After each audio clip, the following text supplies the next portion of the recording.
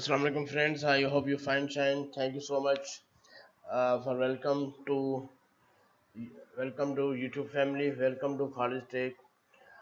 और आज मैं आपके लिए ASP.NET MVC सीरीज का पार्ट 19 लेकर आया हूँ। जिन लोगों ने अभी तक पार्ट 18 नहीं देखा, मैं रिकमेंड करूँगा पहले आप पार्ट 18 देखें, क्योंकि उसी से ही रिलेटेड है। तो लास्ट लेक्चर के अंदर पार्ट 18 के अंदर मैंने ये बताया था कि हम लॉगिन जो है वो डेटाबेस से किस तरह करते हैं एसपी के अंदर। और आज हम बात करेंगे कि यूज़र रजिस्टर हो, उस रजिस्टर में जो वो यूज़र नेम पासवर्ड देता है उसी से वो लॉगिन हो सके अपनी एप्लीकेशन के अंदर। तो आज के सेक्शन में हम क्या चीज़ें कवर करने वाले हैं, पहले हम उस पर देखते हैं। तो आज के लेक्चर में हम जो है बात करेंगे रजिस्ट्रेशन फॉर्म पॉपअप बॉक्स जो आ रहा था, how to convert HTML registration form to ASP.NET MVC, SQL server की एड की क्यूरीज क्या लगेंगी, और ADO.NET एंटिटी फ्रेमवर्क क्या है, और लास्ट में हमेशा की तरह मैं असाइनमेंट आपको बताऊंगा कि इस टॉपिक के ऊपर असाइनमेंट क्या है। तो आज की वीडियो भी अमेजिंग होने वाली है। If you like my videos please subscribe my channel.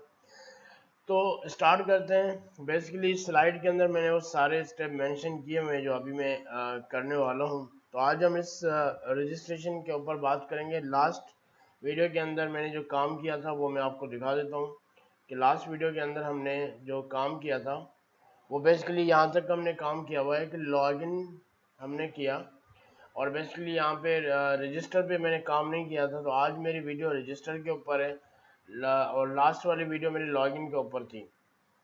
तो लॉगिन हम यहाँ पे जो भी यूज़र नेम पासवर्ड से लॉगिन होगा, लॉगिन करेंगे। तो लास्ट लेक्चर में ये मैंने सारा इस पे काम किया हुआ है, जिस पे लॉगिन होगा और सेशन, उसका सेशन बन जाएगा जो भी बंदा यूज़र लॉगिन हो रहा है। और यहाँ पे देखें अभी खालिद के नाम से लॉगिन हुआ तो उसका सेशन बन गया, और यहाँ पे लॉग आउट करूँगा तो सेशन डिस्ट्रॉय हो जाएगा, वापस से हम लॉगिन उस पर आ जाते हैं। तो आज हम बात करेंगे रजिस्टर के ऊपर कि यहाँ से साइन अप होके रजिस्टर होके यूज़र जो आ रहा है, जो यूज़र नेम पासवर्ड दे रहा है उसी से वो लॉगिन हो सके। लास्ट लेक्चर में मैंने यहाँ पे डेटाबेस के अंदर ये रिकॉर्ड ऐड किए हुए थे, तो यहाँ से मैंने हार्ड कोड में रिकॉर्ड ऐड किए थे, और यही रिकॉर्ड बेसिकली जो है लॉगिन हो सकते हैं। तो आज बेसिकली क्या करेंगे, इसमें जो है आप रजिस्टर पे काम करेंगे, जो जहाँ से रजिस्टर होकर आ रहे हैं वही लॉगिन हो सके। तो हम चलते हैं अपने टॉपिक के ऊपर, चलते हैं प्रैक्टिकल के ऊपर, और वीडियो को कंप्लीट देखिएगा तभी आपको बात समझ में आएगी। तो ये लास्ट लेक्चर है और इसकी एप्लीकेशन पे मैंने बनाई हुई है। तो आज हम जो बात करने वाले हैं वो रजिस्टर के ऊपर बात करते हैं। तो सबसे पहले हम लेआउट में चलते हैं। जिस तरह हम लॉगिन के प्रोसेस को हम ये ढूंढ रहे थे कि लॉगिन का कौन सा मॉडल है, तो हमारे लॉगिन का जो मॉडल था वो माई मॉडल 4 था, और आज हम रजिस्टर पे बात करने वाले हैं। तो रजिस्टर पे जो मॉडल है वो मॉडल माई मॉडल 5 है। तो इसके ऊपर काम करेंगे। तो वही जिस तरह पिछले स्टेप थे वही स्टेप हमें फॉलो करने, उन्हीं स्टेप को फॉलो करके हम अपनी जो है काम करेंगे। तो यहाँ पे सबसे पहले जिस तरह हम लास्ट लेक्चर में मैंने यहाँ से कोड उठाया था, इसी तरह मैं कोड उठा रहा हूँ यहाँ पे, और इसको यहाँ से कॉपी किया मैंने। कॉपी करने के बाद मैंने इसको नोटपैड में सेव किया, और यहाँ पे आके मैंने इस कोड को कॉपी कर लिया। और इस जगह पे मुझे क्या यूज़ करना है, मुझे यहाँ से मैं ये हटा दूँगा, और यहाँ पे आके मैं इसकी जूम इन कर देता हूँ ताकि आपको सही से नज़र आए। अब इस यहाँ पे जो मैंने कोड यहाँ से साइन अप का हटाया है उसकी जगह मुझे क्या यूज़ करना है, HTML dot HTML dot action. अब यहाँ पे ये बात कर रहा है कि जब हम उसके ऊपर एक्शन करेंगे तो वो कौन से एक्शन मेथड में जाना चाहिए। तो मैं अभी एक्शन मेथड बनाऊंगा रजिस्टर के नाम से, उस पर मैं कह रहा हूँ कि इस पे जाएगा, और ये कौन से कंट्रोलर में होगा, ये होम कंट्रोलर में ही होगा। तो ये मैंने कोड लगा दिया और यहाँ पे मैंने कंट्रोल एच किया। अब मैं क्या करूँगा, ये रजिस्टर जो है होम कंट्रोलर में जाके रजिस्टर का एक्शन रिजल्ट बनाऊंगा। तो मैं होम कंट्रोलर में आता हूँ, यहाँ पे एक इसी को मैं कॉपी कर देता हूँ, बल्कि मैं इस गेट वाले को कॉपी करता हूँ, और यहाँ पे आके मैं बोलता हूँ कि इसको मैं स्टार्ट डिबगिंग कर देता हूँ।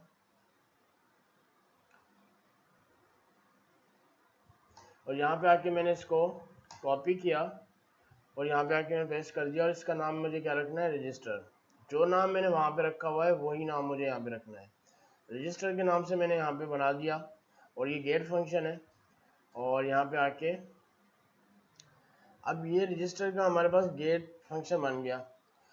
अब मुझे क्या करना है, मुझे इसका व्यू बनाना है। तो रजिस्टर का व्यू बनाने के लिए हमें जिस तरह व्यू बनाते हैं, राइट क्लिक ऐड व्यू, इसके ऊपर मैं क्लिक करूँगा, ऐड व्यू हमारा बन जाएगा रजिस्टर का। और यहाँ पे आके यही रहना है हमें और ऐड कर देते हैं। और जो अब इस व्यू में कौन सा कोड आएगा, जो मैंने वहाँ से कॉपी किया, जहाँ से मैंने कॉपी किया हुआ है वही कोड यहाँ पर आएगा। तो मैं इसको यहाँ से हटाता हूँ, इस पूरे को यहाँ पे हटा के जो मैंने नोटपैड में रखा हुआ था कोड ये वाला, इसको मैंने कॉपी किया और यहाँ पे आके मैंने इसको पेस्ट कर दिया। तो हमारे पास जो रजिस्ट्रेशन का काम, रजिस्ट्रेशन का जितना भी कोड था वो हमारे सेक्शन रिजल्ट के अंदर आ गया।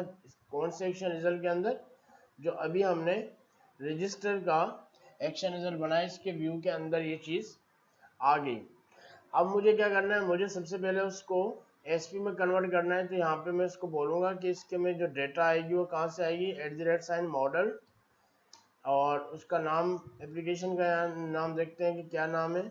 उसके मॉडल में जाना है हमें, खालिद टेक, यहाँ पे एप्लीकेशन का नाम है खालिद टेक डॉट, इसके अंदर जो मॉडल है यहाँ से ये डेटा, जो रजिस्टर वाली डेटा वो यहाँ से आएगी।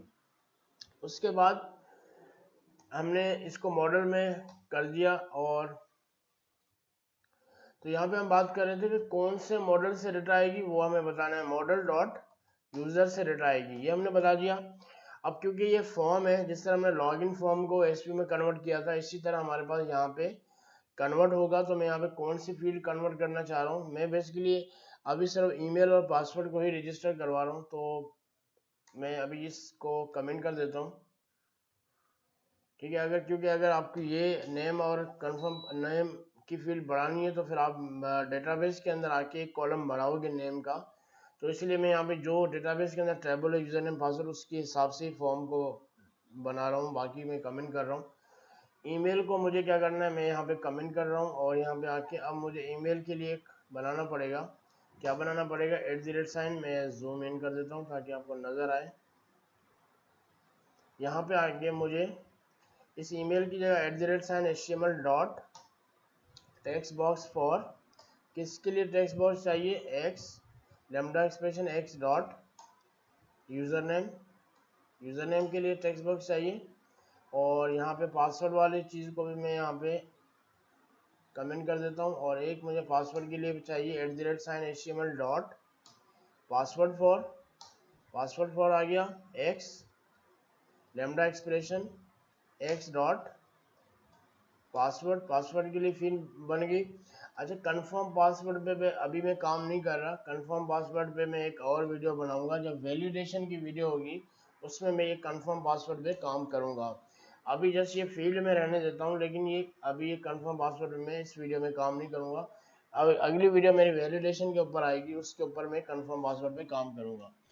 तो यहाँ पे आके मैंने ये फील्ड बढ़ा दिया और यहाँ पे आके मुझे यूजिंग टैब और यहाँ पे HTML डॉट बिगिन फॉर्म में मुझे बताना है कि ये जब सबमिट हो तो वापस कौन से फॉर्म में आ जाए। मैं कह रहा हूँ रजिस्टर के उसमें आ जाए। और वो कंट्रोलर का नाम पूछ रहा है, तो यहाँ पे होम कंट्रोलर, फॉर्म मेथड का नाम पोस्ट है डॉट पोस्ट, ये हमारा फॉर्म का टैग बन जाएगा इसके थ्रू। और यहाँ पे आके ब्रैकेट में लास्ट में क्लोज करता हूँ ताकि ये फॉर्म पूरा इस ब्रैकेट के अंदर आ जाए। वीडियो को कंप्लीट देखिएगा, वीडियो को स्किप मत कीजिएगा, अदरवाइज ये टॉपिक आपको समझ में नहीं आएगा। अब यहाँ पे मैंने क्या किया, फॉर्म को फुली एसपी के अंदर मैंने कन्वर्ट कर दिया है। अब हम बात करेंगे, अब मुझे क्या करना है, बटन की क्लिक पे वो कौन से मेथड में जाए, वहाँ पे आके मैं क्या करता हूँ कि भाई इसी का मैं एक पोस्ट मेथड बनाता हूँ।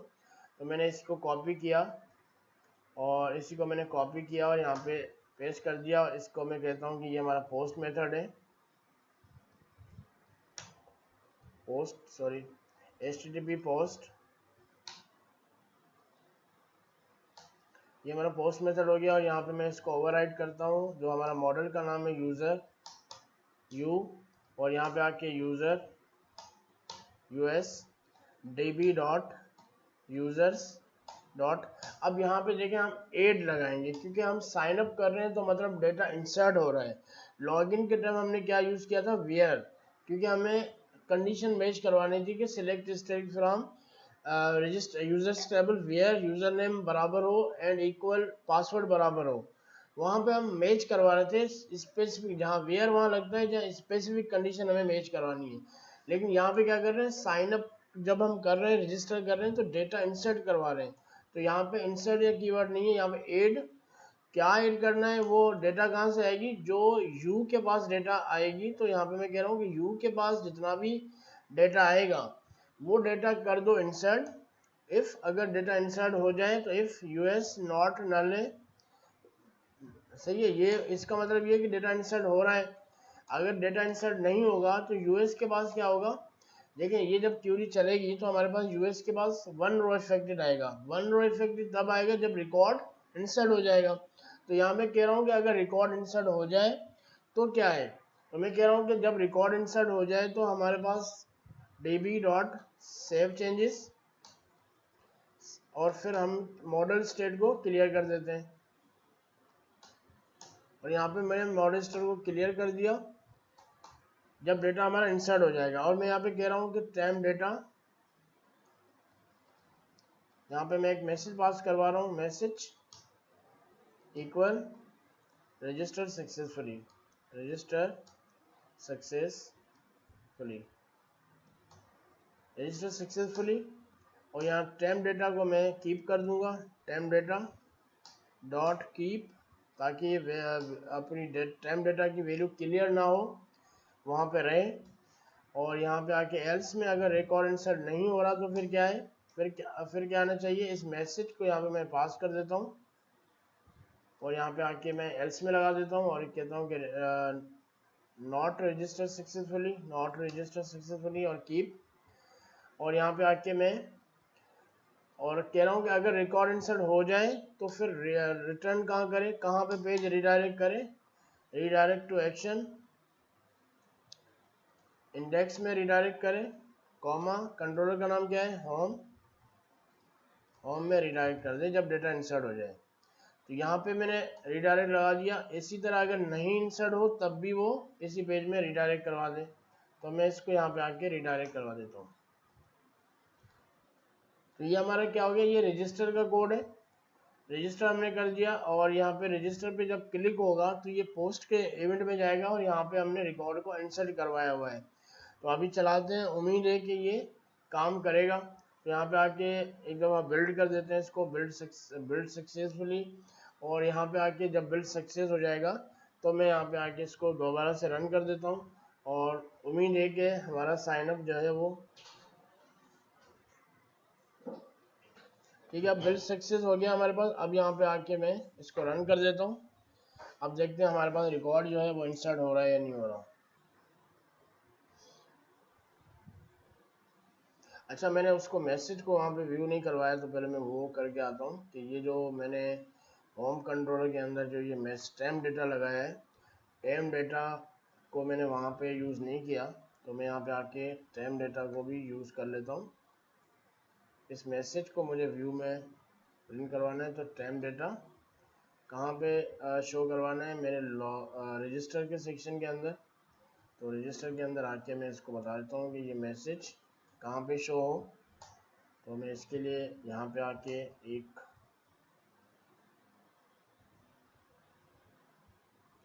इसी को मैं कॉपी कर देता हूँ और यहाँ पे आके पेस्ट कर देता हूँ। और इस यहाँ पे मैं एक लेबल लेता हूँ, लेबल, और यहाँ पे उसको बूटस्ट्रैप क्लास दे देता हूँ, danger success, sorry label success. ये मैंने इसको क्लास लगा दी और यहाँ पे आके ये जो टाइम डेटा मैंने कॉपी किया था यहाँ से आके इसको कॉपी करूँगा और यहाँ पे @ साइन और टाइम डेटा मैंने यूज़ किया। ठीक है, इससे क्या होगा, लॉगिन हो जाएगा तो वो हमें मैसेज शो कर देगा। ठीक है, अब देखते हैं हमारे पास के रिज़ल्ट क्या आ रही है। मैं एक दफ़ा इसको फिर से रिफ्रेश कर देता हूँ।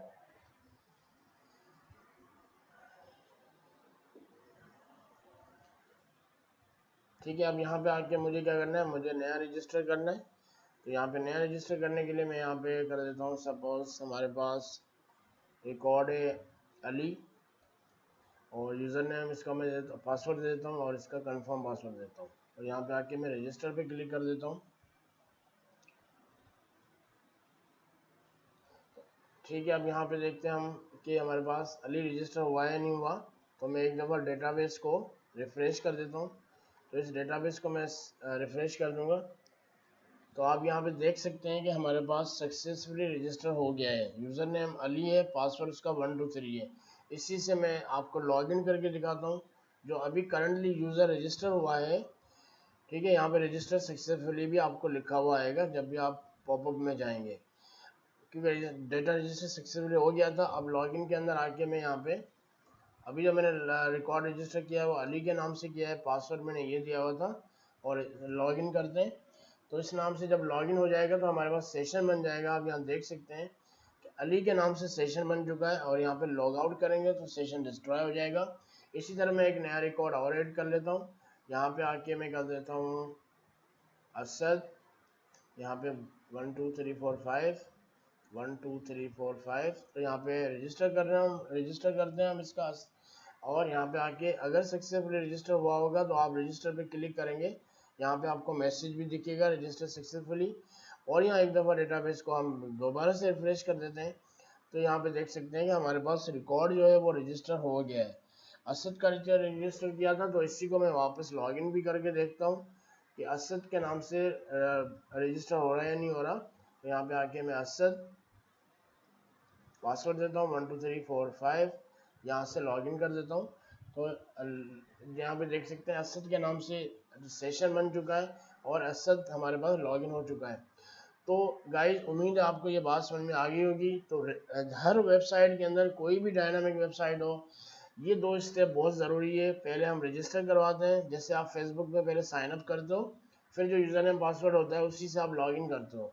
तो ये बहुत इंपॉर्टेंट है, पार्ट 18 और पार्ट 19। आज वाला सेक्शन बहुत इंपॉर्टेंट है। जितने मेरे व्यूअर्स हैं मैं उनको बोलूँगा कि इसको आप इम्प्लीमेंट एक दफ़ा ज़रूर करें। ये सारे स्टेप मैंने यहाँ पे लिख दिए हैं, और ये मैं जो है आपको शेयर भी कर दूँगा। स्क्रीन पावर पॉइंट स्लाइड आपके साथ मैं शेयर कर दूँगा वीडियो के नीचे। आप इस पावर पॉइंट स्लाइड को डाउनलोड भी कर सकते हैं।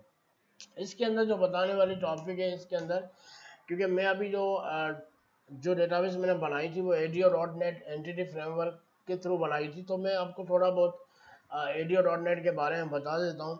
ADO.NET is a data access technology from the Microsoft .NET framework that provide the communication between relational and non-relational system through a common set of components. ADO.NET is a set of computer software components that programmers can be used to access data and data services from a database. ADO.NET आपके पास एक service है database की, जिसके अंदर हम अपने project के database को एक्सेस करते हैं। Entity Framework is an open source object relationship mapping framework. For ADO.NET, it was the part of the .NET framework, but since Entity Framework version 6 is separated by .NET framework. इसके अंदर जो diagram बनती है वो हमारी उसकी जो extension होती है EDMX होती है, एंटिटी डेटा मॉडल एक्सएमएल। तो इसके थ्रू ही मैंने इसको कनेक्ट किया था इस एप्लीकेशन के अंदर, जिसके अंदर हमने रजिस्टर भी कर लिया और उसी से लॉगिन भी हमने कर लिया।